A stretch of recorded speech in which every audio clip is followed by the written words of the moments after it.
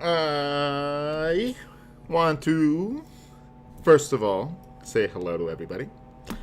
Second of all, I do apologize for the AC going in the background if you can hear it. That is what that little squeaking sound is. It is warm. It is hot. So I need to be able to cool down. And third of all, we are going to start a brand new sketchbook today. We get to start another one, and this time around we're going to have an Illo sketchbook instead of a Danique sketchbook. It's a slightly different feel for the book, so we're going to have a lot of fun with this. As always, I'm probably just going to be working with watercolor and ballpoint pen. These little grips are nothing special. You can get them on Amazon, you can get them at your local stores. They're probably like $1. The pens are just normal big pens. Nothing special.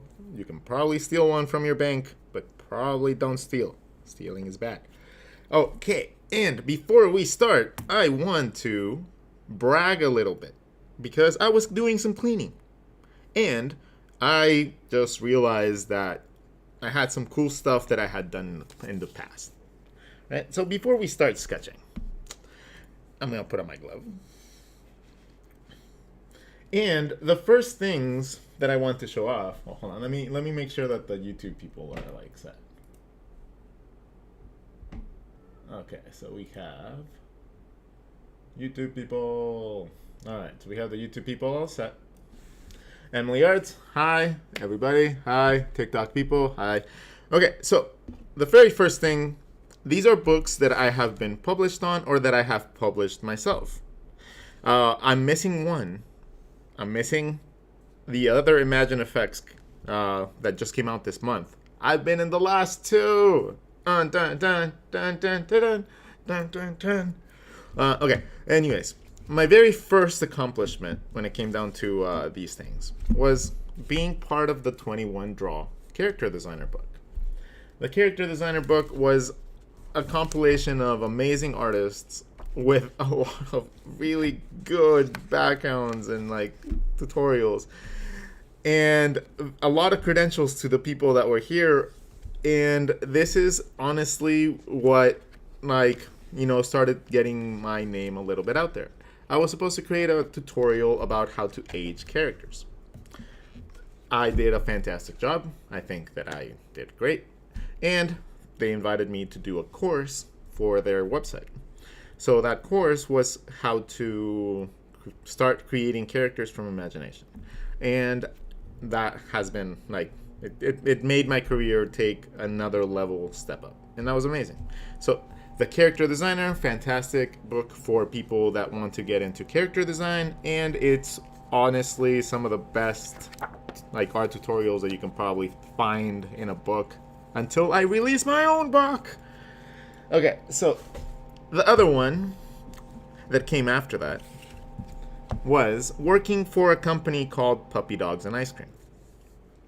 Working for a company called Puppy Dogs and Ice Cream allowed me to work on a lot of things, but they allowed me to illustrate one of the books that, was, there because they had not been able to find an artist to be able to do something pretty for them. So I ended up creating the book fairy. It's a beautiful book. The concept is this little fairy that takes people's old books and she cherishes them, and it has all the memories and powers and whatever are stored within, and that's what gives them powers. Anyway, this was one of the first kids books that I officially got to do. Now, I've done other kids books before, but nothing with a major publisher behind it. And this is honestly one of the most fun projects that I ever did. And I have the entirety of the process saved so that I can show people how to create kids books. So that video will come at some point, or it will be an actual course, because this is actually a thing that people would be able to profit from a lot. So we'll probably set something up like that. The next accomplishment that I had, and I have two versions of this so you guys can see the little iterations of it. We have my very first attempt at creating an art book was this Coffee Break Doodles book. I got it saddle stitched. It was like not it's like the cheapest way to get it printed. I just went in and like threw a bunch of sketches together, and then I just put it out there. This got refined considerably after working at a book editing company. So my own skills grew when it came down to editing, and came up with an amazing little book called Coffee Break Doodles. Coffee Break Doodles is my little gallery in one book, and volume 2 is going to be coming out soon. So, because we've been filling up so many sketchbooks, so many sketches, I actually have enough material for a second one. So, I will be putting Coffee Break Doodles number 2 together, but number 1 is available in my store. And then Imagine Effects! This was a bucket list thing. Oh my god. I never imagined that I would be on Imagine Effects. And they even mentioned my lesson here on the cover. Learn to draw next the easy way. I wish they would have said my name, but it's okay. Essentially, they allowed me to come up with a detailed description and of how to draw the human neck. And it was just a really fun thing. And then the next month, this month has my sketchbook pages on it in the featured artists. So I am just like out of this like world ecstatic about that. Let me show you guys what it's like. It's not often that I just like this. They're gonna have my sketches instead of Mr. Who is this one? Cam Kendall. Oh my god, they're so beautiful.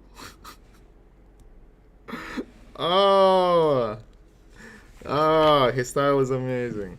But that is the other publication that I have been in that I am incredibly proud of.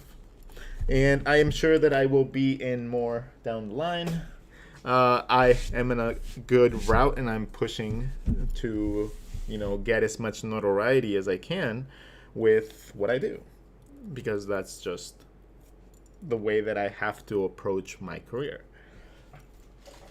Let me go get some quick water while you guys stare at little panda guru, and I'll leave. I can't do that because then it's like YouTube. Okay, I'm just gonna run real fast to fill this up with water, and I'll be right back because I'm taking forever.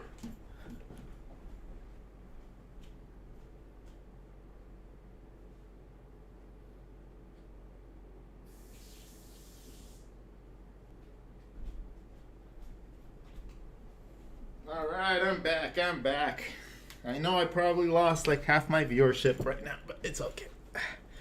Alright, so we have our watercolors, we have our pen, we have Little Rod to look after us, we just put him away. Alright, Little Rod, you can go sit over there. You're in timeout. And let's open up our beautiful new sketchbook. How about that? The first thing that I notice right away when I open an Illo sketchbook is the texture of the actual book. It's rubbery, so it feels solid. It feels like it's high quality. I like that out of these a lot. It feels just like a nice solid piece of sketching. What comes with this? Let's see. It's a perfect square. It's supposed to be meant for social media. Hardcover, heavyweight paper. It's 122 pounds, which means that you can probably draw it with any material without it bleeding through completely to the other side. I know from experience though, but if you use alcohol-based markers like Copics, it won't bleed through to the other side, but you will see bleed through the other side of the page. So, warning. Fair price, and they're actually really fair priced actually for what quality they are. So, let's see. Oh, they have a little branding in the back. They have a little elastic.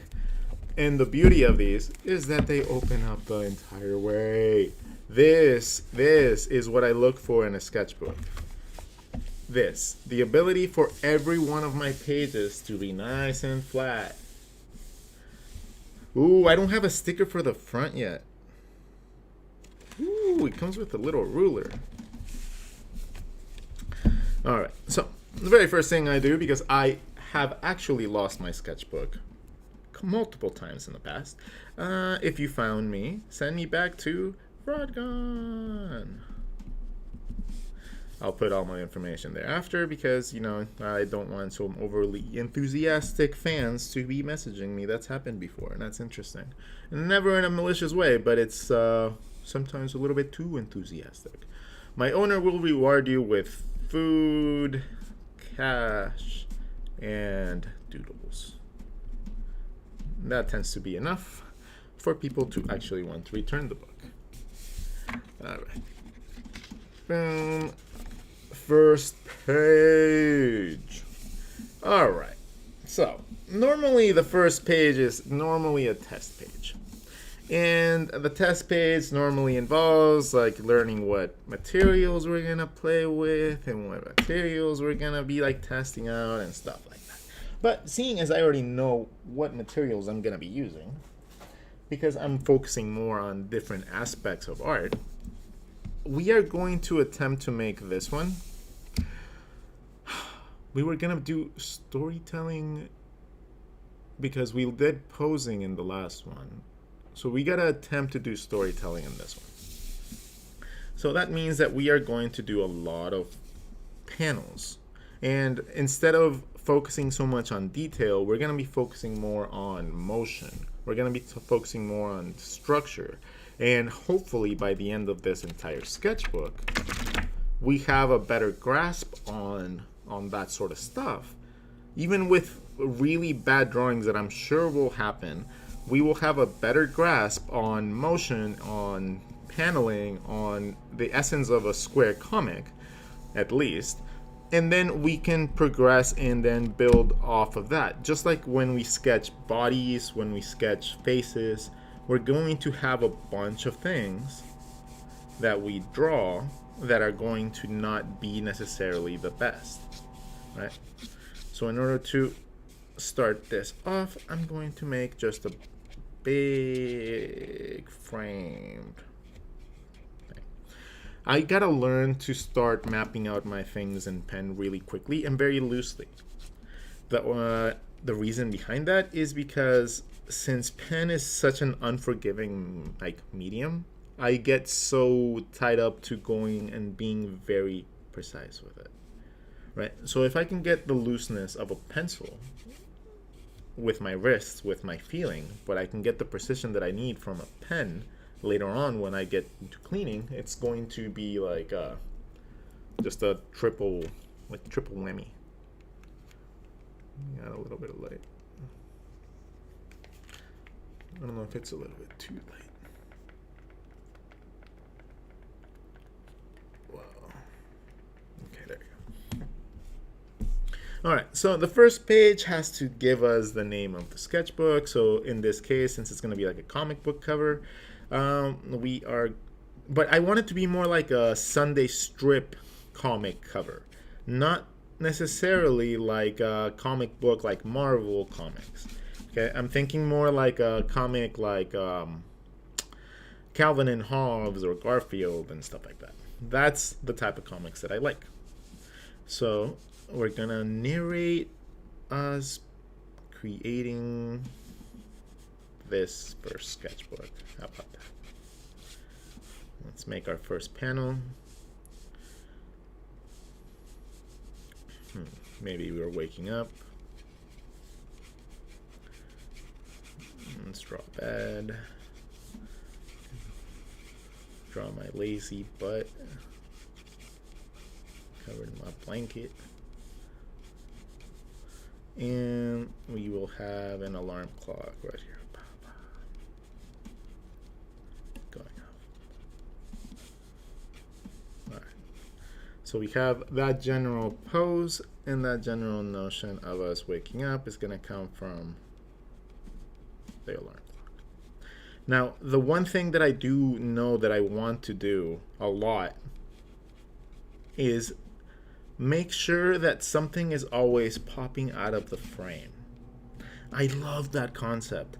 Like something that, like for example, in this case, like if the alarm clock is jumping up and down, right? Maybe have like some of those little like beep beep beep beep, and then the alarm clock slightly, very slightly being off the frame.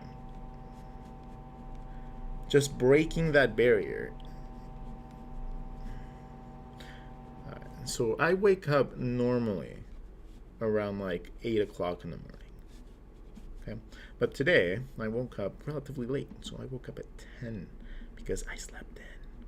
Don't tell people.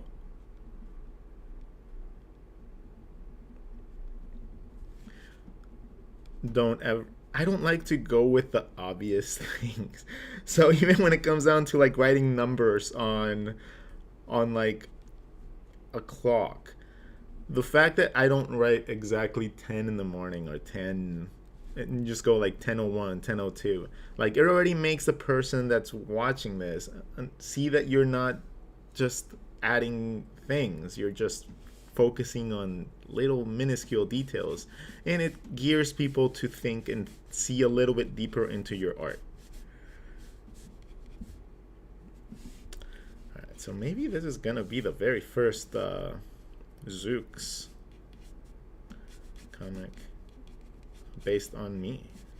Yeah, why the hell not? Zooks. Alright, so the logo actually has like a certain like dynamics to it. I'll show you guys in a little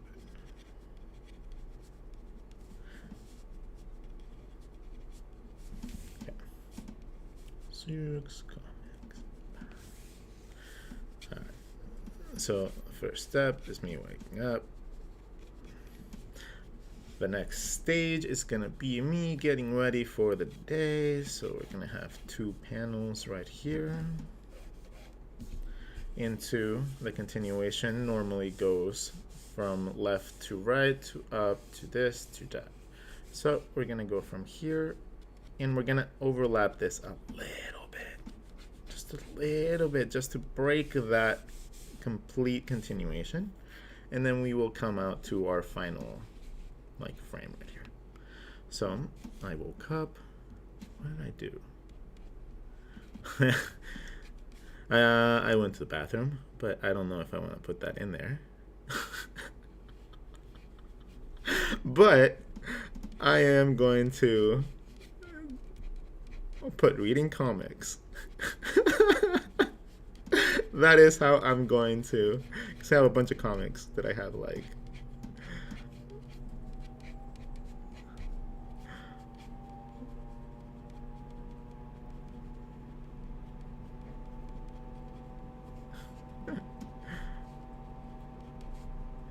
Okay, so we're reading comics, and then let's add a little perspective. Let's put a little floor mat that I have in my bathroom.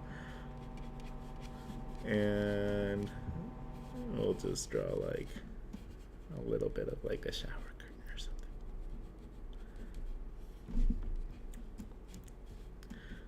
Okay. This morning I was reading Spider-Man. So I'm gonna draw a little Spider-Man.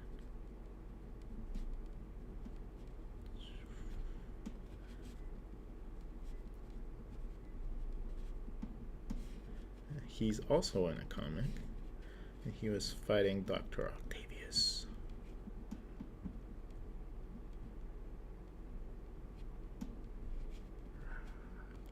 He has his trench coat. And then some explosions. And then another little half Spidey face with a building. There you go. So this morning, bathroom time was enjoyable. Alright, so I went to the bathroom. I made myself my coffee.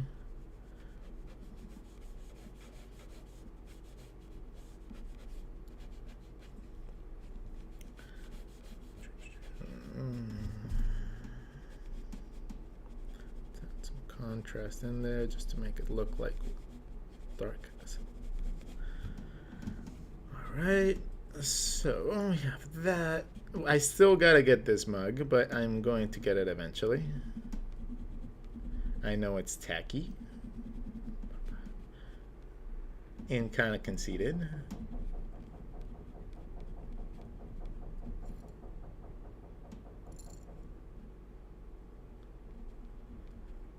But number one artist. Because if I don't believe in myself, who is, right? Right now I have a bunch of Stitch stuff. So experiment 626 will have to, get pushed back a little bit.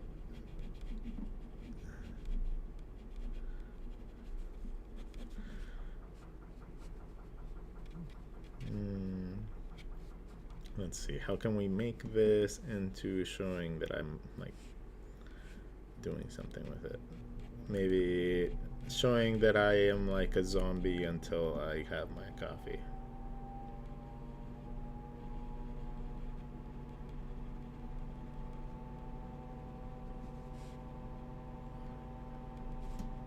And then reaching out for it.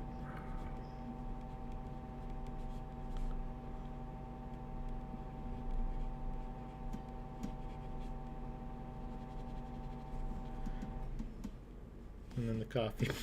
If it had a personality, it'd be terrified because it knows it's gonna get devoured.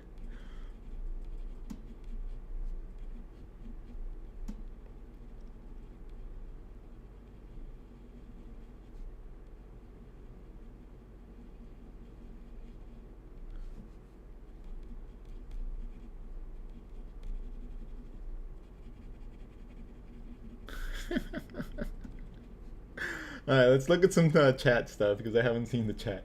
Red Eye Artist, hi. Louisa Tunes, hello. Degling, hello. Michael Gray, hi. Day Rod. Emily Oz, do you have a sticker for the front? I do not have a sticker yet.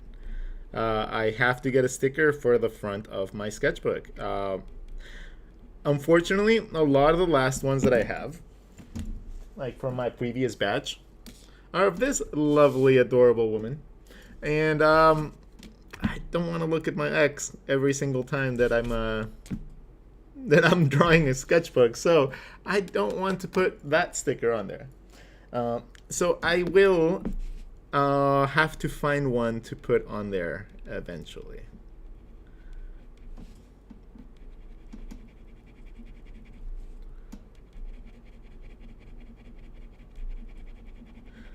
Sketchy lines make things look distressed. In this case, I don't mind that at all because I am supposed to be like this like ghost of a person until I have my coffee, so I'm gonna have like little like energy stuff like coming out. Not really caring about the detail. Remember, this is more like a storyboard than it is a finished piece.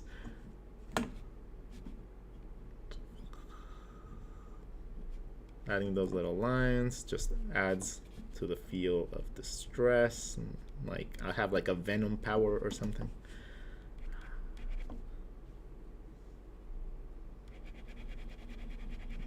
No, just alright, coffee. What else do I do in the morning before? Oh, open up brand new sketchbook.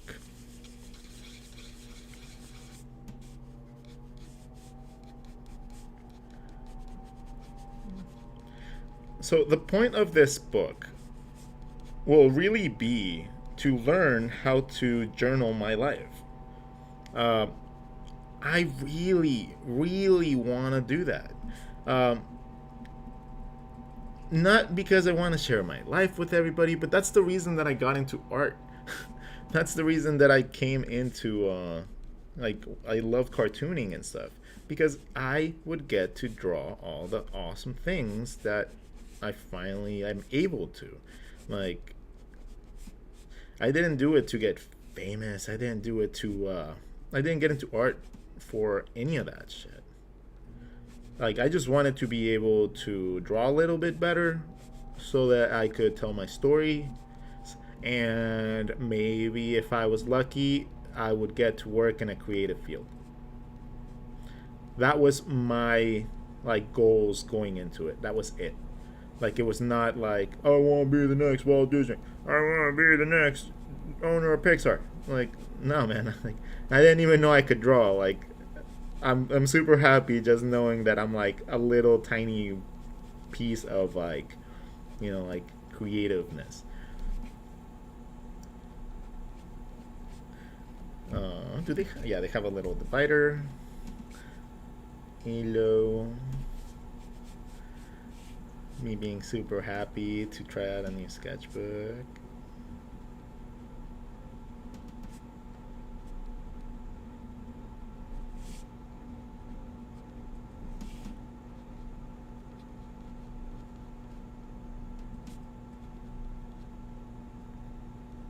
Again, details with the eyes and stuff are gonna be more like in the animation side. So very simple ovals with a little bit of indicators for the eyebrows or the eyelashes, when the way of making the upper line a little bit darker. That is one of the most efficient ways and fast ways to draw something. Draw an eye, at least. It's by just creating an oval and then just drawing the eyelids or around the oval, right? Because it's a three-dimensional shape.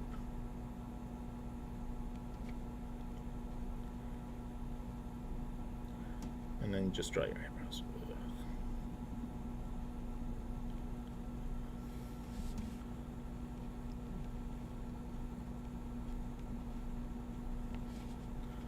My face is always smushed into my pillow.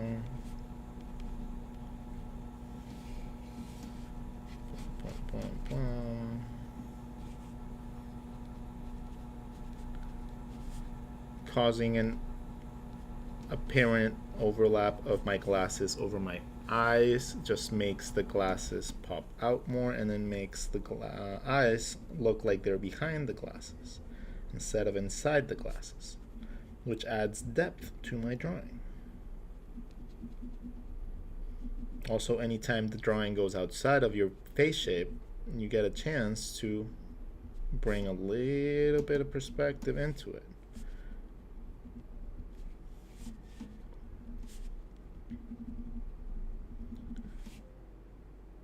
If you can tell a story without adding text, that is the most powerful way you can do storytelling.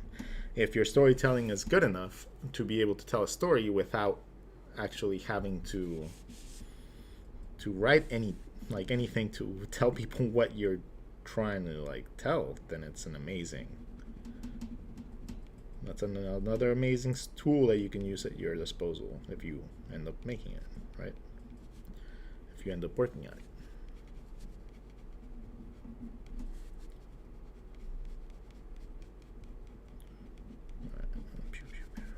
Headboard, wall.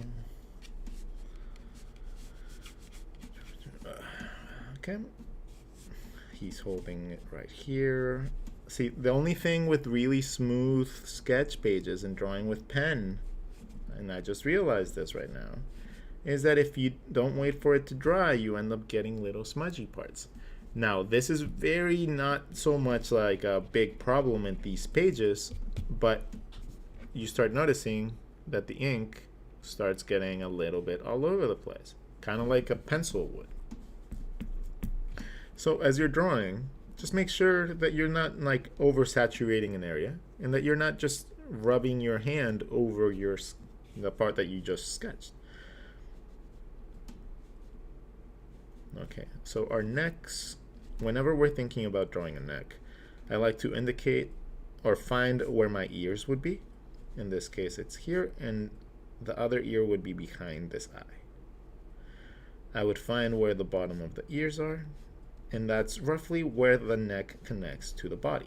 Now, this is a very exaggerated, cartoony style, but it's still going to have to be based on reality to be able to actually know how to move something. So if my neck is going to be roughly starting at the back of my ears, I'm going to have to curve the neck in from that point to create a thinner neck. create, yeah, there you go, a thinner neck that looks accurate. Into my collarbone. The collarbone and the bottom of the ears tend to connect, so we just draw that muscle that goes in from there. From the bottom of this ear, do the same thing, and then we have both sides of the neck. The collarbone also indicates where our shoulders are going to go. So if our shoulders are up, they're going to go up. And it goes to both sides of our rib cage. This is where our shoulders are going to be at the end of this. So we go like up, we go around into our shoulders. Now if this was extending a little bit more, I'd have like a t-shirt line or whatever I'm wearing. The rib cage comes in the front. And then I can draw a t-shirt or a dress-up shirt or whatever I would be wearing any given day. I'm wearing a t-shirt today, so I'm just going to draw a t-shirt.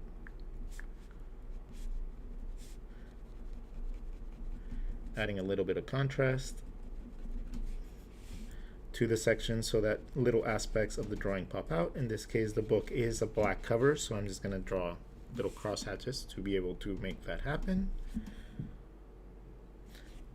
And then we can go from here to here. My glasses would be on the table right here next to the alarm clock. It's a minor detail, so it doesn't have to be perfect. It just has to be an indicator that it's there. That's more than enough in most things that you like draw in the background. As long as you indicate that something is there and the visually like it looks like it's there, then you don't really need to go into too much detail. Mostly because if you understand the concept of contrast, it's very interesting. You can create like a very contrasting shape or color or like shadow in a piece, and that will make that part of your drawing into a focal point. Now, detail does the same thing. If you add a lot of detail to an area, it's going to create a focal point. Now, understanding where you need focal points and where you don't need focal points takes a while, and that takes experience, and that takes like having done like a million mistakes, right? Like that just comes with time. But you know, little by little, you got to start like acknowledging that. Otherwise, you just never progress past a certain point. I have my little Pokemon PJs.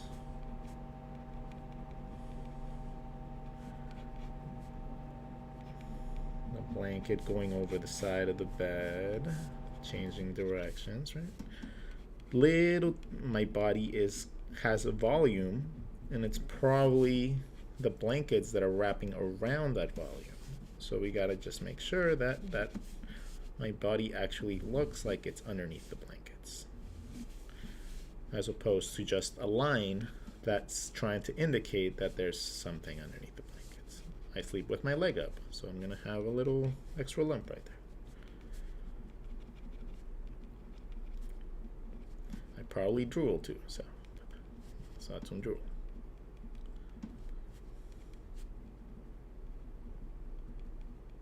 Okay, there you go.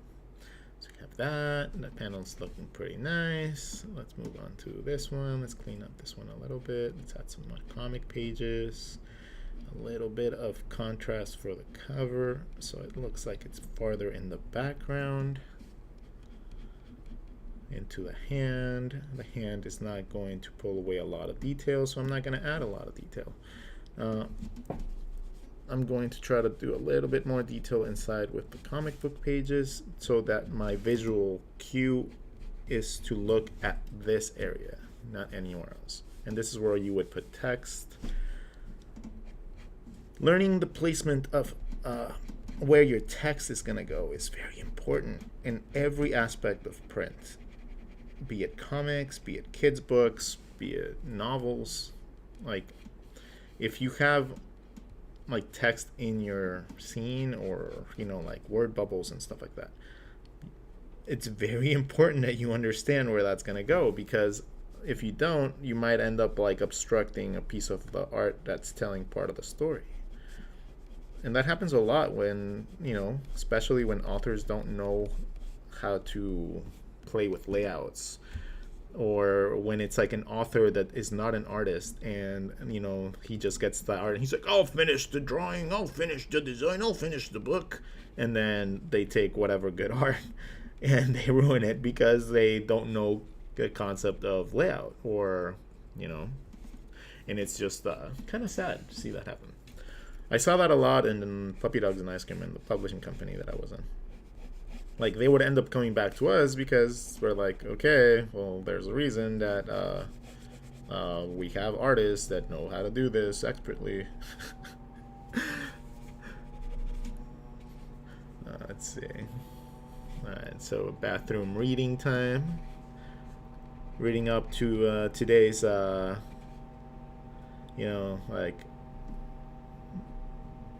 most important topics, which are superheroes and explosions. And then the coffee, the fuel for life. And into us checking out the sketchbook. Okay, hey Rod. So we have a bunch of people on TikTok. Jacob Bird 14. Hey Rod, hey. Can you teach how to draw babies? Babies?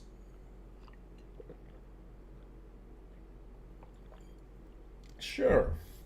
I will show you how to draw a baby really quickly on a post-it.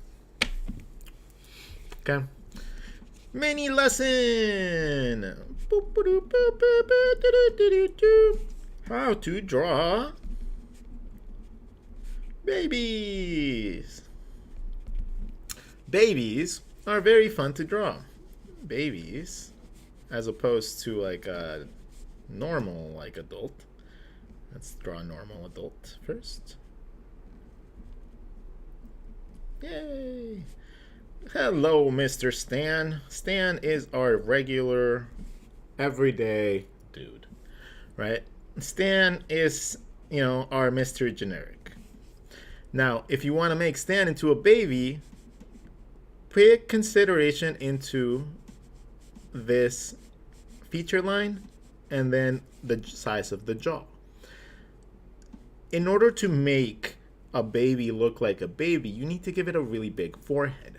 In order to give it a big forehead, you need to move the features a little bit lower on the face. Now, that's going to also compress the features a little bit together. Right? It's going to move the nose up a little bit, and it's going to, as also moving this up, it's going to make this a little bit smaller. So you can even make everything fit within a little tiny oval. The cheeks on a baby are very big. So sometimes the cheek looks like it's sagging, but it's not. It's just a very poofy cheek into a little chin. Right? Adults have that too, but normally their jaws have developed a little bit longer, so therefore it evens out. So since you don't have that, you have to just make sure that the baby's cheeks are a very predominant feature. So when you're drawing, draw your little cute eyes, little baby nose, and then the cheeks, think of them like a little squirrel. But just don't draw them furry.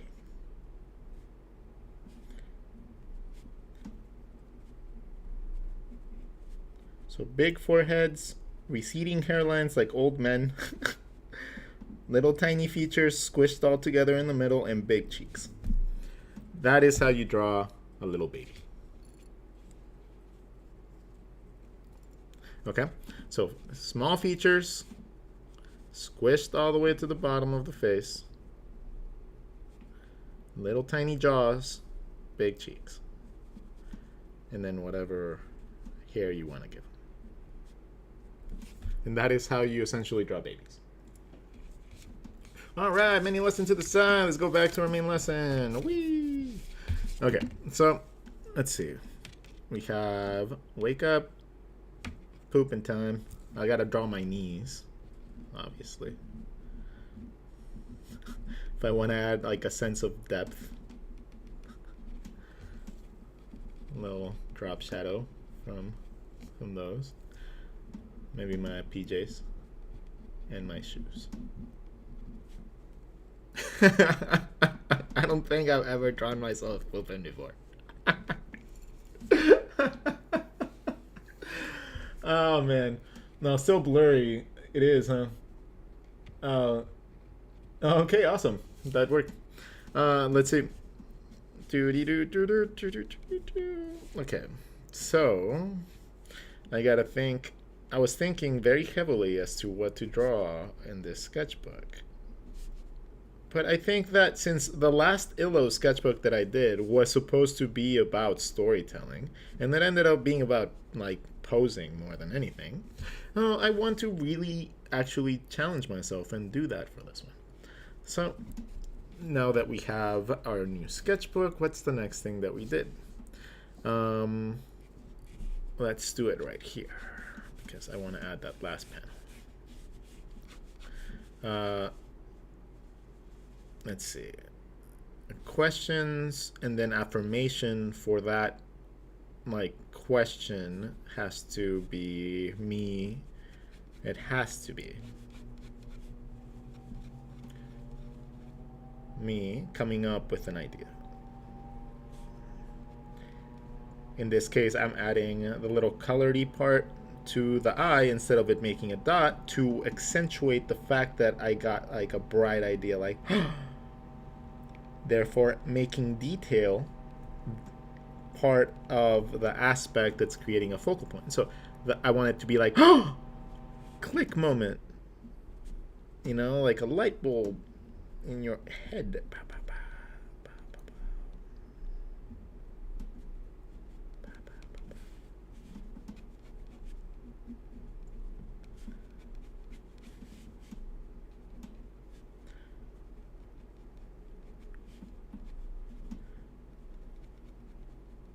Alright, let's match the other eye. And we'll close this out.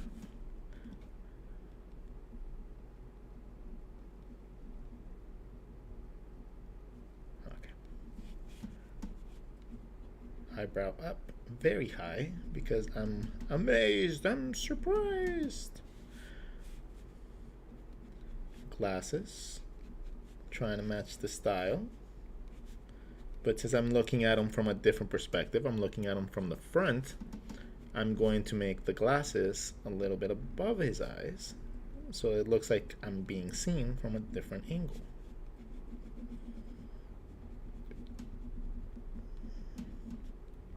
And visually, it doesn't look like it's a very close, like repetitive pose.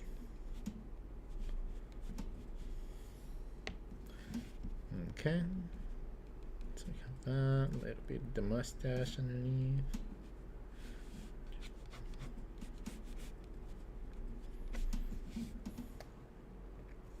And then into our last one, which would be us streaming. And let's see. Let's see. How am I going to draw myself streaming? From the back, from the top, from the side. I know that I want to show a little bit of the desk, so I might be a little bit like that. Sketchbook. And then if I have my cage in the actual thing, I'm going to have to show the cage with the camera and the phone.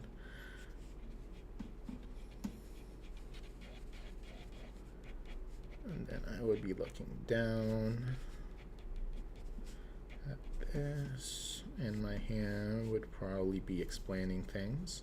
With one hand, I'm noticing that I have one hand on the sketchbook at all times, which is my left hand, keeping it in place. And then this hand is normally sketching something.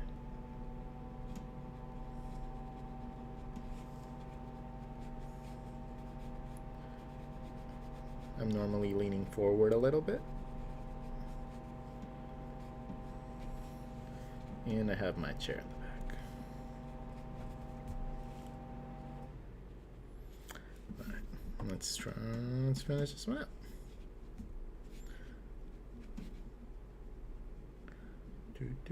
I like to draw the nose first because it indicates how the face is going to be looking. So if it's looking down, it's going to be, the nose is going to be angling a little bit down, which means that the jaw and everything else is also going to be angling down a little bit. So it gives me a lot of information really quickly by just knowing exactly where the nose is supposed to go.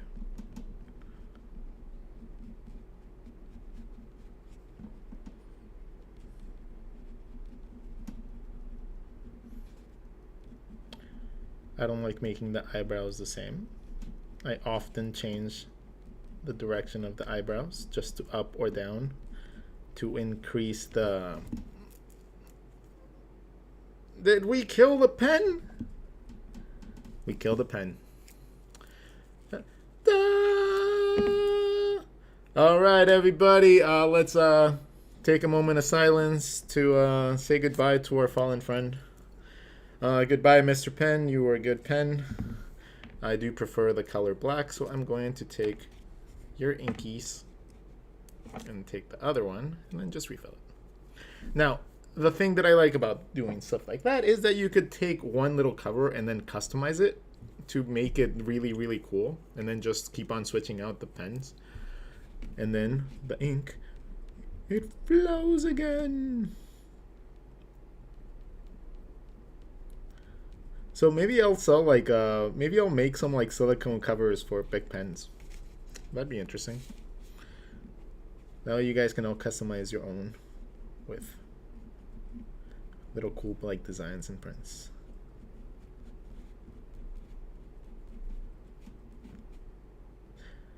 And I will still laugh at the Udemy, I think it's Udemy, Academy like illustration where the mustache is coming out from the side, and I love drawing that. I know it's wrong, so it's just more like an ironic thing. Like for some reason it just cracks me the hell up every single time I see that ad, because every single person like in the comments is like commenting on it, and then they don't change it. They like don't fix it. It's so funny. I think obviously at that point it's more like just do it for fun, and you know it's getting attention, so you're just gonna leave it there because of marketing. But it's just hilarious to me. The neck, again, from the bottom of the ear, bottom of the other ear. I gotta find that middle ground. Now I have to make sure that everything starts looking right. So both fingers and the thumb. If I'm holding the pen and it's coming this direction, that means that my thumb is on this side, on the bottom. One finger is on this side of the pen, one finger is holding onto the top, and then the other finger is kind of folded on this side. Boom. Perfect. Nice, fun, easy, quick gestural hand into my glove. My glove is covering the back two fingers, so these two fingers are being covered. Into my forearm, which I don't know if I want to make it that muscular or that big. Into my back muscles, into my collarbone or t-shirt zone, into my t-shirt. The sleeve, I leave a little bit of negative space so that it actually looks like it's actually like, you know, flopping around or moving. Or you couldn't see my tattoos really from this section, so it's fine. I don't draw them in there. Find the other side of the rib cage, and then I can find the edge of my desk.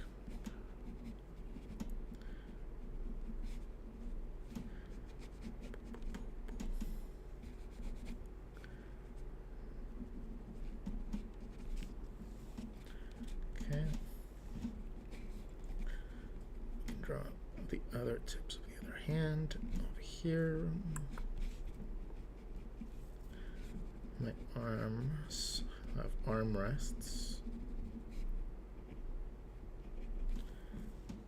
And now my sketchbook.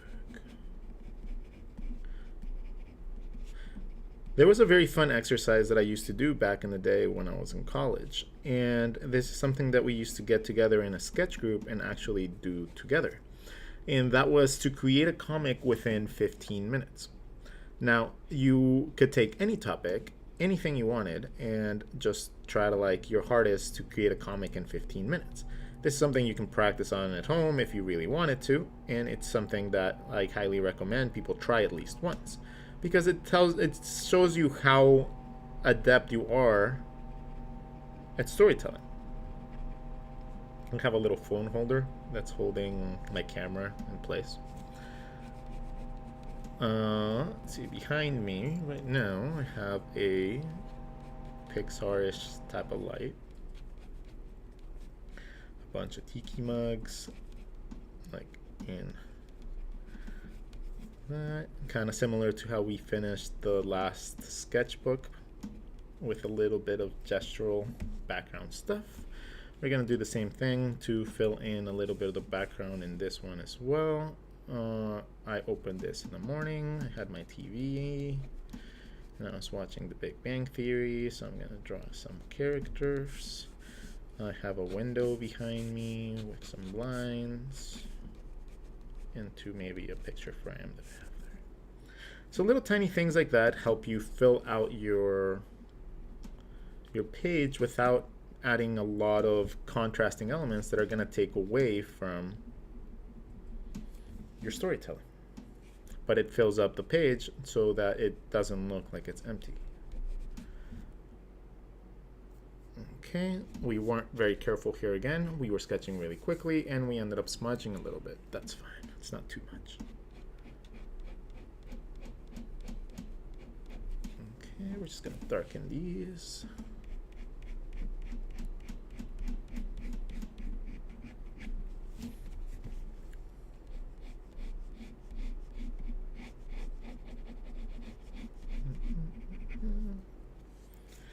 And we are drawing a comic, so we are drawing Inception style.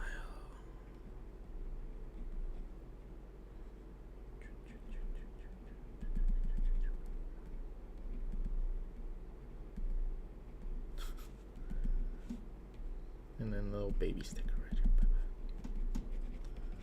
Okay, my desk is mostly black, so I can easily and very quickly cross-hatch that to make the sketchbook stand out a little bit more. I'm gonna add some elements right here coming out just to add some more distress and more playfulness to the comic.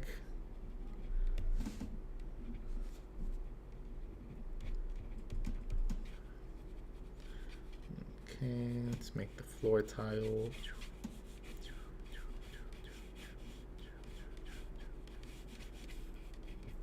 Okay, maybe a little thing with toilet paper right here on the side.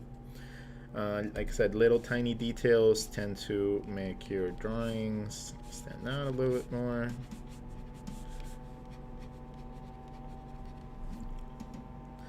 Alright, let's read some comments. Well done. There's something satisfying about completely exhausting an art supply. Yeah, there is. Jay, your baseline is almost people's best when it comes to art. Oh, well, thank you. I do appreciate it. I do work hard. So, you know, the profits of your, working hardness is, it's always nice to be reminded of it. Because, it's not often that people stand out from things. Right? It's like such a populated world now that, it's hard to stand out. So when people do stand out, when somebody stands out from anything in any sort of shape, like it's a fantastic, amazing thing. And I do really appreciate the compliment. So thank you. right. So let's go on to the logo. And I did come up with a logo for it. And it's actually a really cool logo. And I like it. And I think I learned how to break it down the other day. So I like big blocky letters for the Z. The K has to be the same height and match the same thickness with its thick to thin.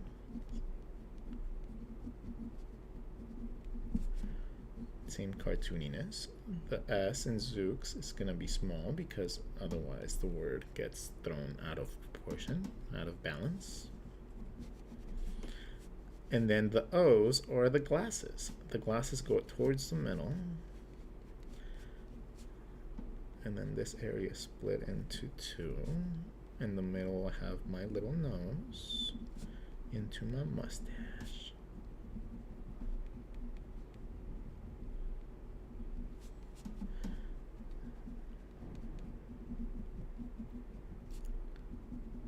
Now I think the nose is supposed to be a little higher, so I'll make a note of that. Let's make it there.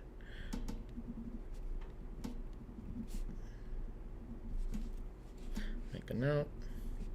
Nose higher on glasses.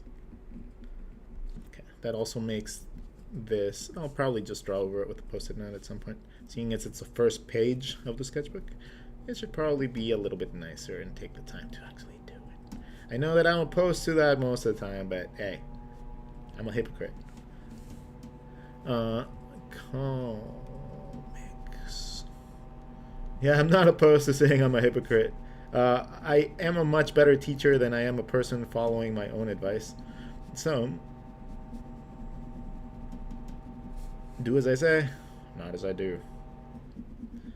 Unless what I do is cool. And then you can do that too. Yeah, and then that's it. That's the logo. Sucks.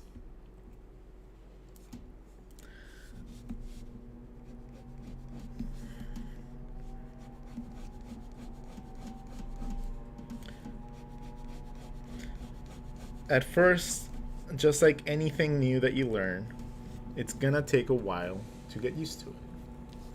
It's gonna take a while, and everything has growing pains. Okay? So, my storytelling at first, it's not gonna be up to the standards that I wish that it was. It's just not.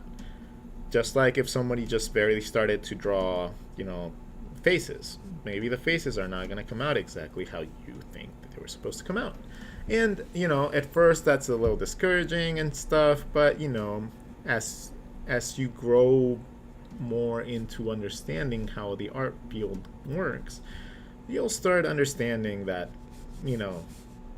it takes time to be good at anything. If you want to be a person that stands out from other people, it takes even longer. So anybody that's good at what they do has taken a long time to get that good. Okay. I don't like to relate things that are not necessarily art related, but normally you see that also in sports, in any sort of athleticism, anything that involves skill in any way, shape, or form is going to be seen as anything that's seen as fun normally has a very competitive side to it. And that also includes comics, art, and everything like that. That competitiveness is what makes people want to be better at it. And by doing that, it makes it so, you have to be at a certain level to be able to stand out from them. That takes a while. That takes time. That takes dedication. That takes devotion. Yes, I know it sounds like a lot of work, right? It sounds like so much work. And that's because it is. It's a lot of work. In order to be able to do what you want to do, And if you want to do it for a living, it's a lot of work.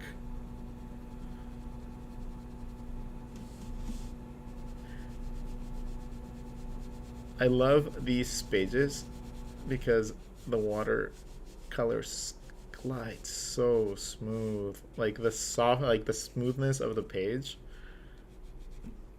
allows you to lay it down much, much thinner and spread it a lot easier. It takes a little second more to dry because of that same, like little coating that it has. But it lays the colors down really nice and very evenly.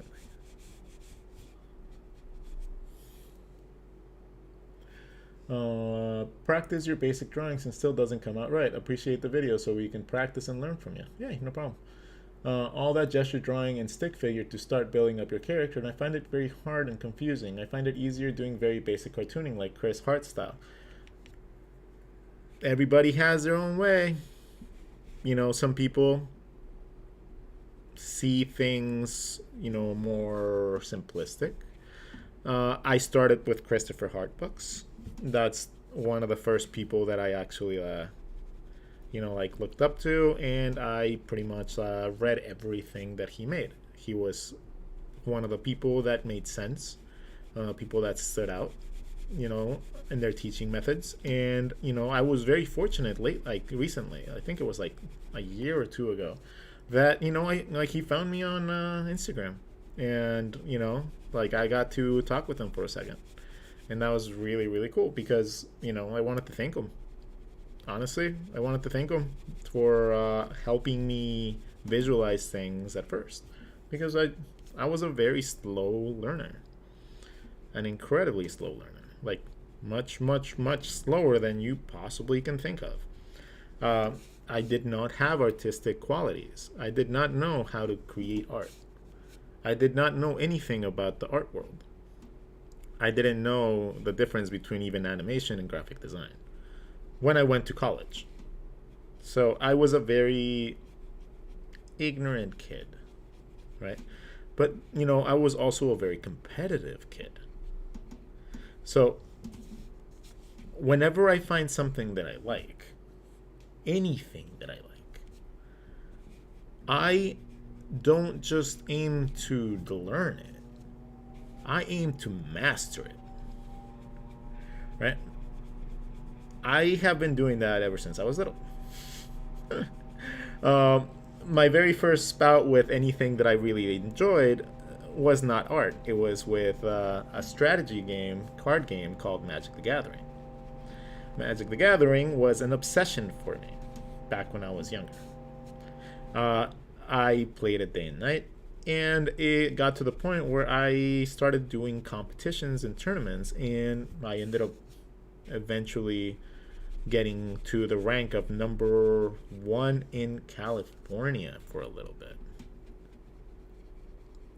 And that was awesome. And then I just gave it up because it just became easy. Like, not like bragging, but I just locally, I would not see any competition. And that just kind of made it really boring for me. Because going up to a place and winning every time is just not the way that I like to do things. When I play pool, I'm pretty much the same way. I'm very competitive, but I want to lose to people. I want to play against better opponents because that's the only way you get better, right? But you can only do it like that if you are not a person that shuts down whenever you mess up. If you understand that there is growing to be done in anything you want to do, then losing is not going to be seen as a deterrent. It's going to be seen as you taking paths to getting to that final thing. But so many people see failure, or whenever you don't get something, or you fail at something, or you don't draw something right, they see it as such a big deterrent to do it again, that eventually that just ends up leading to people giving up on art. Because that leads to frustration. That leads to frustration and anger, and those are pathways to the dark side.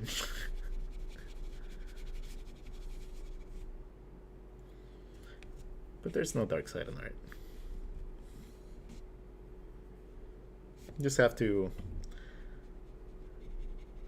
understand that it takes time to get good.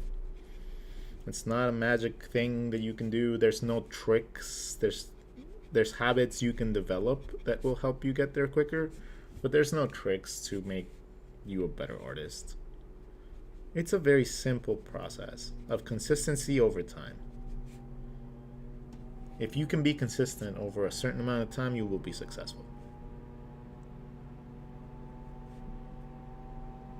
Sometimes, depending on our skill levels, the time is a little bit longer, right?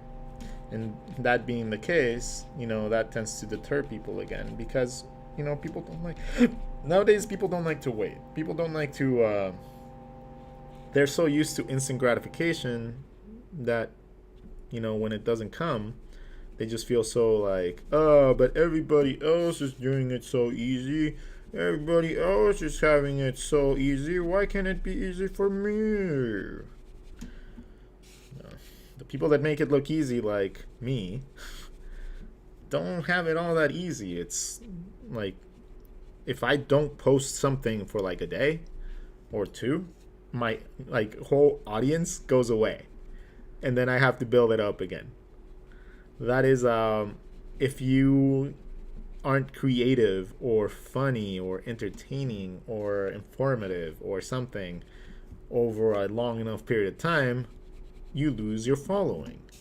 That's a terrifying notion, seeing as that a lot of the people that do these for a living are actually people that absolutely need it because that's their only source of income.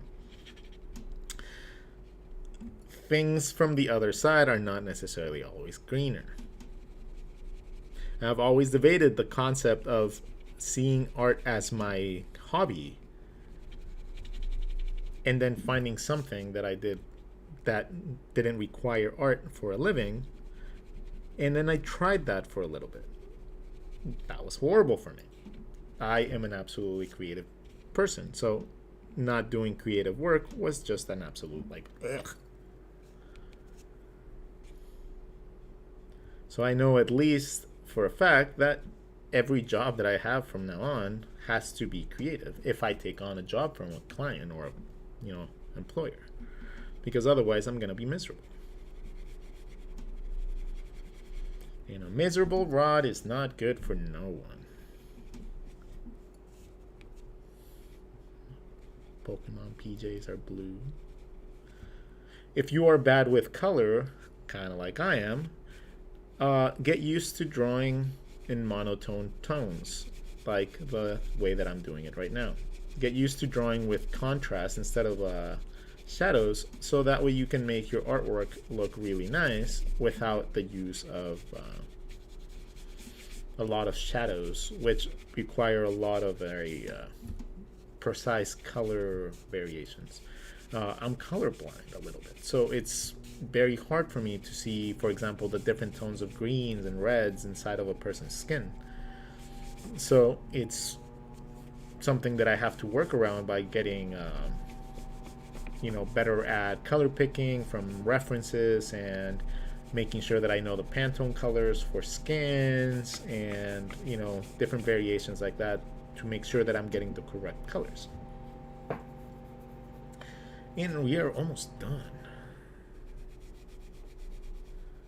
So normally our tradition is to draw a little cute animal with a little drink for our final drawing. I might still do that, but I might do that in little post-its now.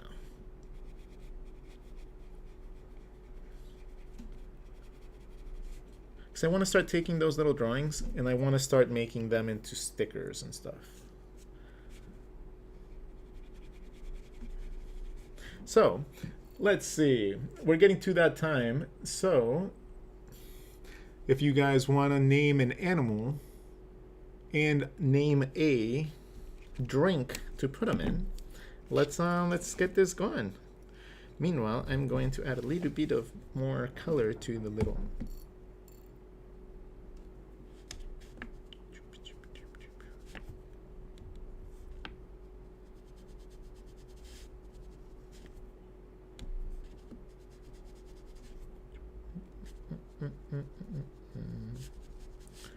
Even a simple sketch can look a lot prettier by just adding a little bit of color to contrast it better.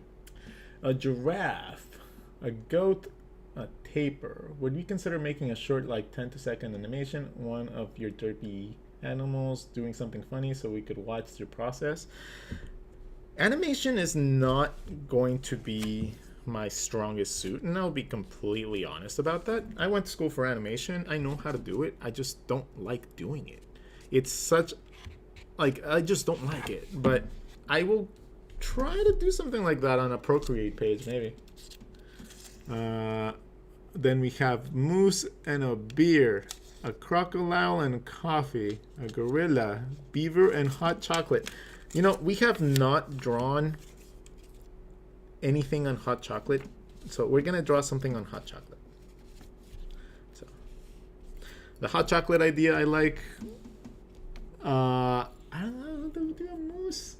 We do tapirs all the time. I don't want to do anything with reference. So yeah, we're gonna do a beaver and hot coffee. Someone seems to be knocking on something. I don't know if it's like somebody knocking on my door. But if somebody was knocking on my door, they'd probably already have gone away, because they've been knocking on it like 30 minutes.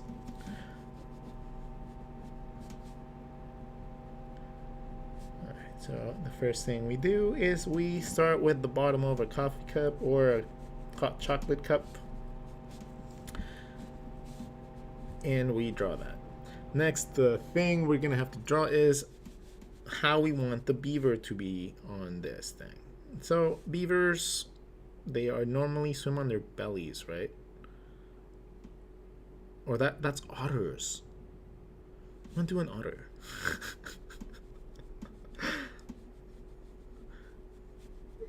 Let's do a beaver. Let's do a beaver with the same pose that an otter would have. How about that? So his tail is gonna be going over the coffee mug. Right, and then little beavers have a little cross hatching, kind of like a steak or like a waffle. They also have thickness to their tails, so we're gonna make sure to have that. And then inside the cup, I'm gonna sketch it really loosely. We gotta draw the body, which is gonna be like a little bit of jelly bean.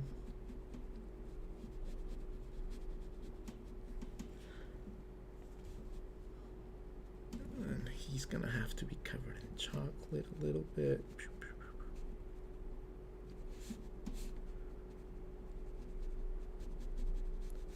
Okay, so we're gonna make the coffee mug a little bit thicker,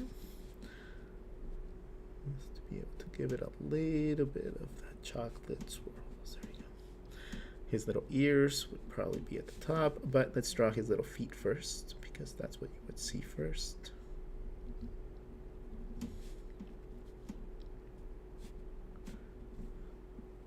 Then would be his little arms, and he's gonna be holding a marshmallow.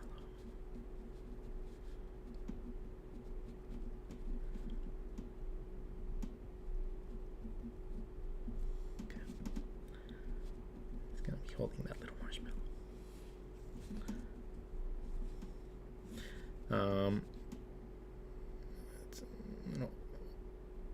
Beavers have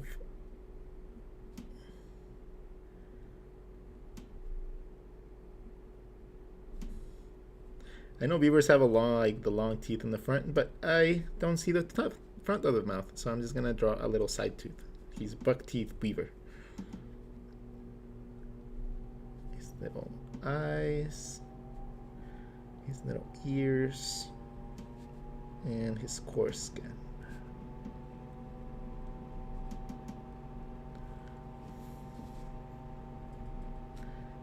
Big cheekbones. Yay! And since it's overflowing, again, I like to draw overflowing things because it allows me a chance to draw extra elements in the drawing, like little drops going around the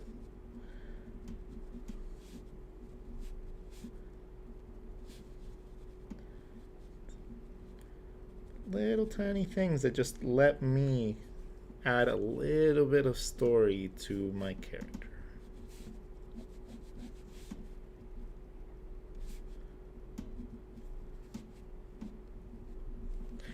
What should we call this guy?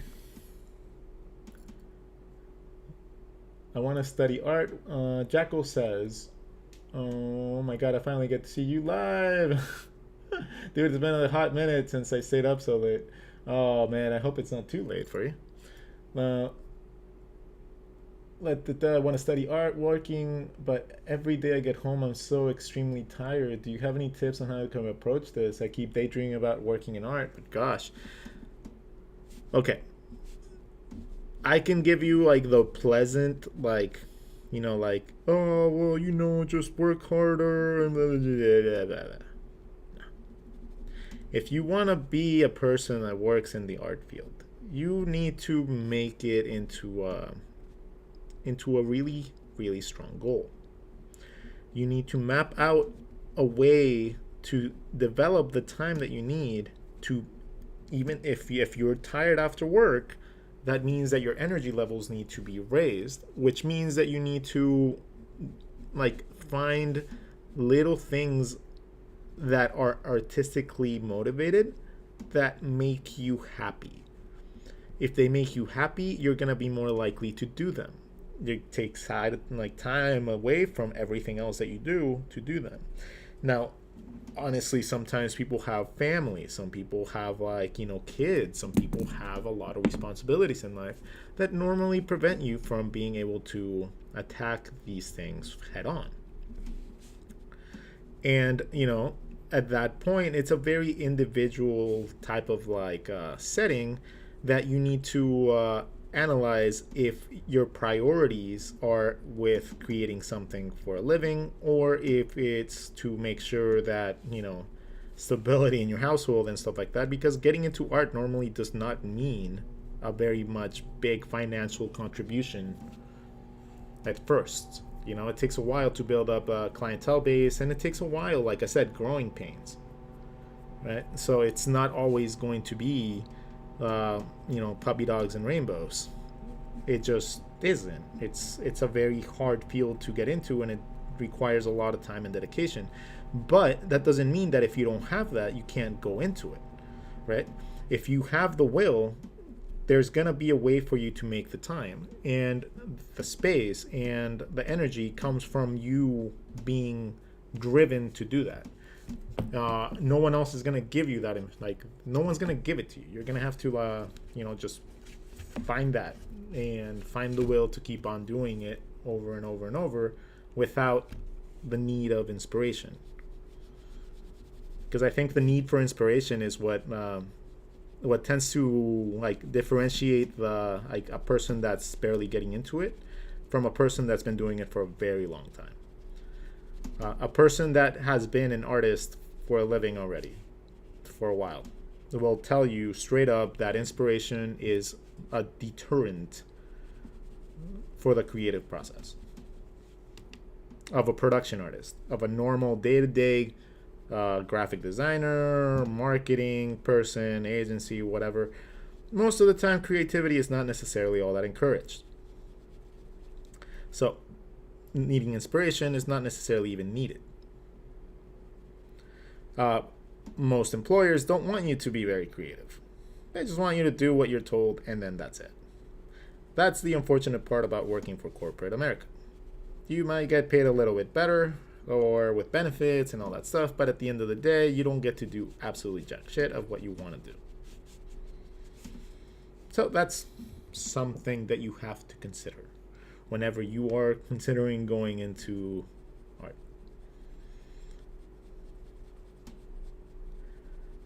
There's a barrier. You got to understand the field because again, this is something that not anybody ever tells you, but remember, whatever career you're going into, you are backing your financial future on the fact that you will be able to be creative enough or funny enough if you're a comedian, or smart enough if you're a lawyer, or argumentative enough if you're like again, a lawyer, a judge, or strong enough if you're like a fighter. You don't go into a profession that you don't have many capabilities in without understanding the risks involved. I, for example, went into art not being able to be an artist. I was horrible at it. Absolutely horrible. I was horrendous. Like, no one in their right mind would have told me to go into art. But I loved it. So to me, it was not about making money. It was more so about finding something in my life that would make me happy. Okay? I'm not a money-driven person. I'm lucky that things have worked out for me much more than most of my other students that went to school with me and stuff. But at the end of the day, the fact that I'm not driven by money is the fact that allows me to be able to get by with less than other people would be expecting, right? Like, I don't do like the world travels, and I don't do like expensive bags and like tennis shoes and stuff like that. I live my normal happy life with the things that make me happy, and then that allows me to live my life doing art and creative stuff really easy. Now, if I was looking to get that brand new Tesla every year, and I was looking to buy like a 5-bedroom house for no other reason, or had like a huge family of like 10 people or something like that, then yeah, I probably wouldn't be able to do this, because it doesn't leave me enough cash flow to be able to do it for a living. But I'd be able to do it on the side for fun to complement whatever else I've been doing to make that kind of money. Anyways, we have this guy. What would be his name? I don't like just giving pleasantries. I like making people understand the actual aspect of what they're trying to get into. I never got that.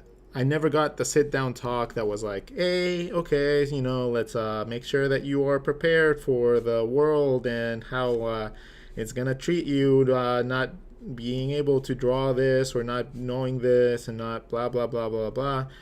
There's a bunch of different things that I wish I would have known, in a lot of different things that I wish I would have known how to focus on and not to do, or things to do, in order to become a better artist and be able to do this permanently. Because it's not about doing this for fun. For me, this is my livelihood. So, I never really focused like that. But I tell people this now so that they don't have to, figure that out 20 years later. Okay, everybody.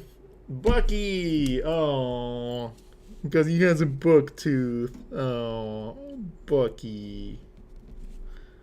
All right. Say hi to Bucky. All right, everybody. This is going to be the first page of our new sketchbook, which is amazing. All our post-its are going to probably be going around our stories, or, we'll just put them on a different sketchbook just so we can keep everything consistent. I've been liking doing that more and more. Like, if I could now that I have actual consistency and I can actually have like multiple sketchbooks going at the same time with different themes, now I'm able to do that. I wasn't able to do that before because I had no my brain did not work like that. But now I can, because of different habits that I adopted that allows me to actually see things a little bit different. But now I can actually keep a consistent couple different sketchbooks with different themes, and one of them I'm working on is animals. So, yay! Anyways, have a wonderful day, everybody. Thank you for keeping me company while we drew our first page and our first Zooks comic in a very long time. You guys are amazing. Today is October 3rd, 2022. Let's make sure that we write that down, and let's sketchbook. Theme. Story. That's it. Story. That's going to be the only thing I focus on for this entire sketchbook.